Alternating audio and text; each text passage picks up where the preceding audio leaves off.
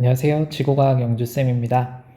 오늘은 빅뱅 이후에 일어난 주요 사건에 대해서 한번 다뤄보도록 하겠습니다. 이걸 한 방에 좀 정리를 해보려고 하고요. 마침 3월 모의고사 4번 문항에서 지금 이 그림과 같이 이제 빅뱅 이후에 일어난 주요 사건에 대해서 물어보는 문제가 나왔고요. 그래서 이 문제를 함께 풀어보는 겸 이 중요한 내용들을 한번 정리를 해보도록 하겠습니다. 우선 출제되었던 문제는 지금 여기에 나와 있는 이런 문제가 되겠고요. 아까 썸네일에서 보셨던 그런 그림들이 표현되어 있습니다. 자, 그런데 이것을 설명하기 이전에 우리가 일단은 빅뱅에 대해서 가장 기본적인 것을 한 번만 보고 문제로 다시 돌아오도록 하겠습니다. 우선 이 내용 같은 경우에는 여러분들이 어렵다라고 생각을 많이 하시죠. 그런데 내용 자체가 어려운 만큼 문제로는 그것보다는 조금 더 쉽게 출제되는 경향이 있습니다. 왜냐하면 내용 자체가 너무나 어렵기 때문에 이것을 복잡하게 꼬아서 출제를 한다면 그것은 어떤 우리가 과학적 사실을 물어봄에 있어서 논란의 여지가 있을 수도 있고 아니면 지나치게 여러분에게 어렵게 작용해서 교육과정을 넘어설 수도 있고 이래서 물어보는 내용들은 꽤나 간결하다라는 생각이 들 겁니다.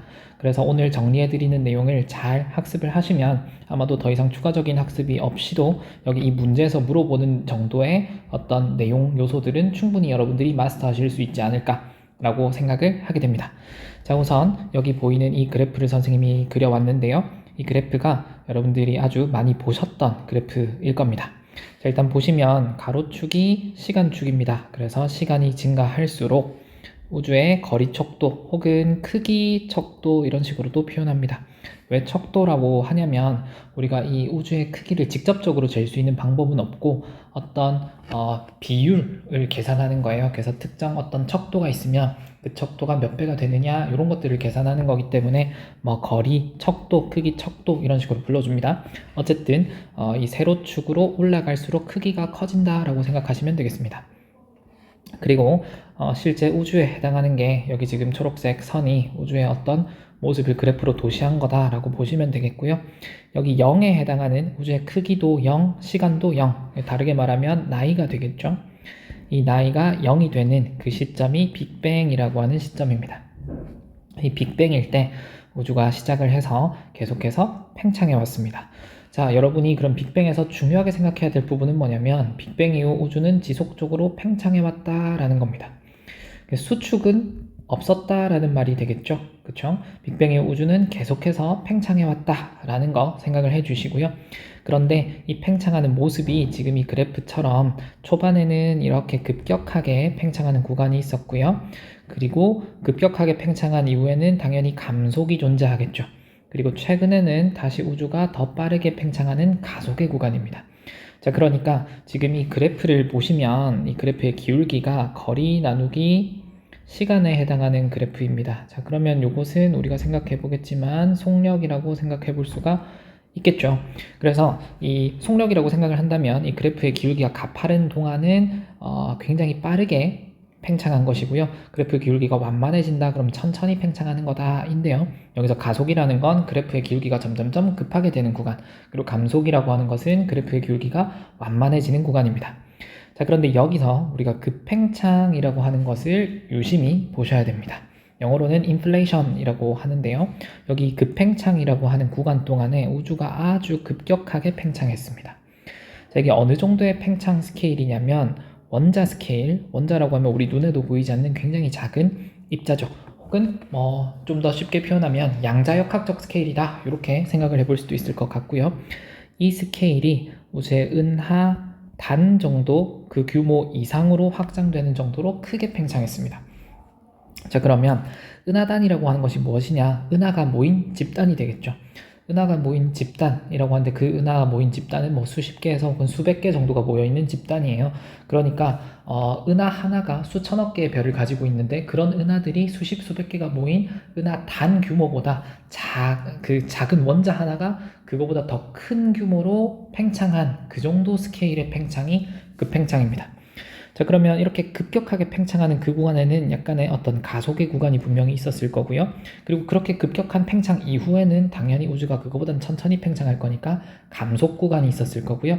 그리고 최근에는 암흑 에너지가 가장 이제 중요한 에너지가 되면서 가속되는 구간이 나타나게 되었습니다. 자, 일단 그렇게 해서 우주가 가속, 감속, 가속 이런 식으로 변화해 왔다 정도를 한번 포인트를 삼아 보겠고요.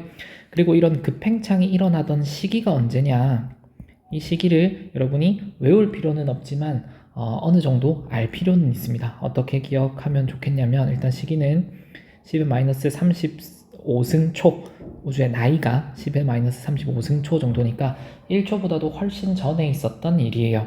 자, 그런데 이 숫자를 우리가 기억할 필요는 없지만 아주 이른 시기에 나타났다 정도로만 여러분이 기억하시면 되겠습니다. 그러니까 원자가 생성되고 그리고 양성자가 생성되고 그거보다 훨씬 이전의 시간에 급팽창이 일어났다. 그리고 그 이후에 양성자가 생기고 원자가 생기고 이런 일들이 펼쳐지는구나. 그래서 굉장히 빠른 이른 시기에 생겼다 정도만 여러분이 좀 기억하도록 하겠습니다. 자, 그 다음에 빅뱅의 가장 큰 골자는 우주가 지속적으로 팽창해 왔다라는 건데, 추가적으로 여러분이 무엇을 생각해야 되냐면, 우리가 에너지 보존과 그리고 질량 보존을 좀 생각해 보면 좋겠습니다. 자, 우주에 존재하는 총 에너지 그리고 우주에 존재하는 총 질량은 일정하겠죠. 그런데 우주가 팽창해 왔어요. 자, 그러면 에너지 보존과 질량 보존을 고려한다면 온도와 밀도는 감소했겠죠. 자, 이것이 중요한 포인트입니다. 자, 그러니까 다시 정리를 하면 우주는 시작한 이후로 끊임없이 팽창해 왔어요. 물론 빠르게도 팽창해 왔고 조금 천천히도 팽창을 했습니다. 어쨌든 수축 없이 팽창을 해왔다 라는 거고요. 그리고 팽창을 했다면 온도와 밀도는 반드시 감소하게 된다 라는 게 기본적인 내용입니다. 자, 그러면 문제로 한번 돌아가 보도록 하겠습니다. 자, 여기 문제에서 빅뱅이 있었고요. 그리고 시간이 쭉 흘러가면서 양성자 생성 그리고 기억이라는 시기가 있었습니다. 자, 그러면 빅뱅 이후에 아주 이른 시기에 급팽창이라는 것이 있었다 정도만 우리가 조금 체크를 하고 넘어가겠습니다. 자, 그리고 나 그림인데요. 이 나 그림에서 우리가 이해를 할 수 있는 것은 양성자, 전자, 빛 이렇게 있죠. 그런데 나 그림에서는 양성자와 전자가 따로 있고요. 나 그림 B에서, 그리고 A에서는 양성자, 전자가 함께 있습니다. 자, 그러면 A는 원자 상태라고 할 수가 있을 거고요. B는 원자 핵과 전자로 나눠져 있는 상태다 라고 볼 수 있겠죠. 자, 그러면 이 나눠져 있는 이 상태를 우리가 뭐라고 표현할 수가 있겠냐면, 이거는 이온화 상태다 라고 생각해 볼 수가 있습니다. 그러니까 A는 원자 상태, B는 이온화 상태다. 그러니까 전자가 원자 핵으로부터 이온화되어 있다 이 뜻입니다. 이걸 다르게 표현하면 또 자유전자가 존재한다 이렇게 생각을 하시면 되겠고요. 여기 원자가 되어 있는 이 상태에서는 전자들이 원자 핵에 다 묶여 있죠. 그래서 자유전자가 없다 이렇게 생각하시면 되겠습니다. 자, 그러면 이것이 이제 어떤 상관이 있느냐, 여러분 이제 빛이라고 하면 이 빛을 다르게 표현하면 전자기파죠. 그럼 이 전자기파를 쪼개서 생각해 보겠습니다. 일단 파니까 파동이죠. 그리고 전기와 자기의 파동이라는 뜻이 되겠습니다. 그러니까 전기와 자기가 상호작용하면서 나타나는 파동이 전자기파고, 다르게 표현하면 빛입니다. 자, 그러면 이것은 당연히 전자와 특히 이제 자유전자와 상호작용을 하게 되겠죠. 그래서 어떻게 되냐면 자유전자와 전자기파가 상호작용을 하게 되니까 이 전자가 빛을 산란시키게 되면서 그 빛이 빠져나가려고 해도 전자에 의해서 산란되고, 또 반대로 어느 쪽으로 가게 되면 또 전자를 부딪히고 또 전자를 부딪히고 하면서 계속 산란이 일어나니까 빛이 빠져나오지 못하게 됩니다. 그래서 빛이 물질인 전자를 빠져나오지 못한다 이런 표현을 써서 우리가 뭐라고 하냐면 물질과 빛의 결합이라고 표현을 합니다. 혹은 빛이 물질에 묶여있다 이런 표현도 쓰고요. 여러 가지 표현을 쓸 수 있습니다. 물질과 빛이 묶여있다, 결합되어 있다, 그런 식으로 혹은 산란된다 이런 표현을 써도 되겠죠. 자, 그런데 A와 같은 경우에는 자유전자가 원자 핵에 붙들렸어요. 그래서 원자 상태가 되면서 여긴 자유전자가 없습니다. 그러면 산란이 일어나지 않겠죠. 그래서 어떤 일이 벌어지냐면 물질과 빛의 분리라고 합니다. 이런 표현을 굉장히 많이 써요. 물질과 빛이 분리된다. 자, 그럼 물질과 빛이 분리되었으니까 비로소 이제 빛이 자유롭게 이동을 할 수가 있겠죠. 자, 그래서 A, B 그림을 유심히 보시면 지금 이 빛이 B 그림에서는 굉장히 이제 짧은 경로로 존재하게 됩니다. 그러니까 쭉 뻗어나가지 못하고 지금 어느 조금 가다가 산란되고 조금 가다가 산란되고 조금 가다가 산란되고, 그래서 물질과 빛이 결합되어 있고요. 지금 A 같은 경우에는 빛이 쭉쭉쭉 뻗어나가게 됩니다. 그래서 물질이 굉장히 잘 뻗어나가니까 이제 분리되어 있다, 이런 식으로도 표현하게 되겠습니다. 자, 그러면 이제 여기서 우리가 생각해 봐야 될 건 무엇이냐면, 지금 B와 같은 경우에서는 복사가 빠져나오지 못하겠죠. 근데 반면에 A 같은 경우에는 복사가 빠져나올 수가 있습니다. 그래서 우리가 그 복사 이름을 뭐라고 붙여주냐면 그 유명한 우주 배경 복사라고 붙여줍니다. 우주 배경 복사 여러분 다 들어보셨죠? 이 우주 배경 복사가 빠져나온다 라고 생각을 하시면 되겠습니다. 자, 그 다음에 또 한 가지 이제 우리가 생각을 해야 될 건 뭐냐면, 원자핵과 전자 그리고 원자 상태 어디가 더 온도가 높냐라는 겁니다. 그러면 지금 A, B 한번 다시 정리해서 써보겠습니다. A가 원자 상태, 그리고 B가 이온화 상태입니다. 자, 그랬을 때 어디가 온도가 더 높냐라는 걸 한번 생각을 해볼 텐데요.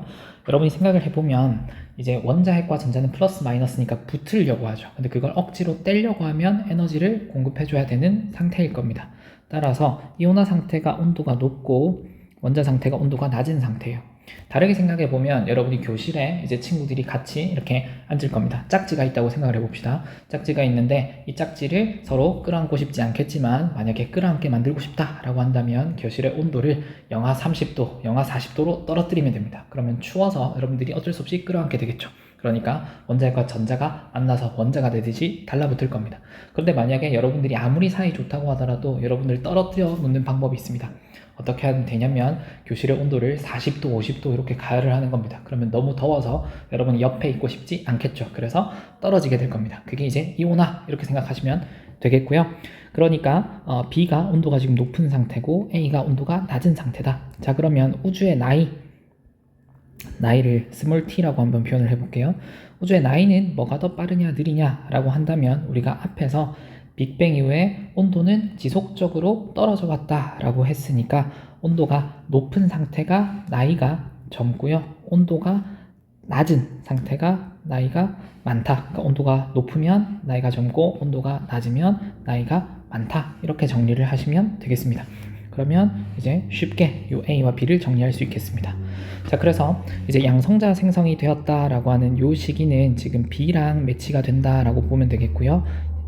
그리고 이제 이 동그라미 기억에 해당하는 것은 무엇이냐라고 한다면 원자가 형성된 시기라고 생각하시면 되겠습니다. 자, 그래서 문제를 한번 풀어볼게요. 기억님부터 풀어보겠습니다. 원자의 형성은 동그라미 기억에 해당한다. 네, 이것은 맞는 보기가 되겠습니다. 자, 그리고 우주의 온도는 A일 때가 B일 때보다 높다. 그런가요? A일 때가 더 낮죠. 그래서 틀린 보기가 되겠습니다. 자, 그리고 디귿 보기인데요. 이 디귿 보기가 여러분에게 조금 어려운 보기였을 수도 있습니다. 여기서 무슨 표현을 쓰고 있냐면 정보교환이라는 표현을 쓰는데요. 이 표현이 여러분에게 조금 낯설고 어려웠을 거다라는 생각이 듭니다. 자, 그래서 일단 우주 배경 복사 요거를 한번 살펴보고 그 다음에 한번 생각을 해볼 텐데요. 요것과 관련이 있는 내용이라서 제가 설명을 드립니다. 자, 여기 보이는 이런 그림 여러분들이 한 번쯤 보셨습니다. 이걸 우리가 우주 배경 복사, 그리고 요거는 전체 우리가 전천이라고 하는데요. 말이 조금 어렵죠? 차라리 영어가 더 쉽습니다. All sky, 모든 하늘을 다 찍은 거예요. 그러니까 우리가 관측할 수 있는 모든 하늘, 그러니까 우리를 둘러싼 모든 우주를 다 관측한 거다라고 보시면 되겠고요. 그 모든 우주를 관측했을 때 우주 배경 복사의 온도가 2.7 켈빈이었습니다. 그럼 무슨 뜻이냐면 대충 3 켈빈이죠. 그럼 3 켈빈, 켈빈이라고 하는 것은 273 켈빈이 0도씨에 해당하겠죠. 그러면 3 켈빈이면 마이너스 270도씨에 해당하는 굉장히 낮은 온도다, 이렇게 생각하시면 되겠고요. 근데 여기서 파란색과 빨간색의 온도, 여기 지금 보면 빨간색이 있고 파란색이 있죠. 얘네 온도 편차는 10만 분의 1 켈빈 수준입니다. 그러니까 뭐 2.7 켈빈으로 다 똑같고 뭐 소수점 넷째짜리 다섯째짜리 거기서 조금씩의 어떤 변화가 있다, 이 정도로 이해하시면 되겠고요. 한마디로 우주 전체는 온도가 똑같다라고 보면 되겠습니다. 이 모든 우주가 다 같은 온도를 가지고 있다라는 게 우주 배경 복사예요. 그리고 그게 아까 이야기를 했지만 여기 요 원자가 형성되던 그 시기에 물질과 빛이 분리되면서 빠져나온 것이 현재 식어서 2.7 켈빈까지 만들어진 상태입니다. 자, 근데 여기서 우리가 이제 질문을 하고 싶은 게 있습니다. 우주는 정말 넓죠. 이 드넓은 우주 공간 전체가 어떻게 모두 같은 온도를 가질 수 있었을까라는 질문을 하게 됩니다. 이게 이제 가장 중요한 핵심 질문이 되겠는데요. 어떤 질문이라고 생각하면 되겠냐면, 우리가 태양이 있어요. 자, 태양이 있고요. 그리고 지구가 있습니다. 자, 근데 이 태양과 지구는 상당히 멀리 떨어져 있죠. 그래서 태양으로부터 지구까지 빛이 도달하는데 8분이 넘는 시간이 걸립니다. 만약에 왕복한다 그러면 16분 이상이 걸리겠죠? 자, 그러면 이 빛이 왔다 갔다 복사를 주고받는다 라고 하는데도 시간이 이렇게 많이 걸려요. 그러니까 우주가 너무 넓으니까 빛이 아무리 빠르다고 하더라도 어떤 정보가 교환되는데 시간이 굉장히 많이 걸린다는 겁니다. 여기서 제가 정보교환이라는 표현을 썼는데요.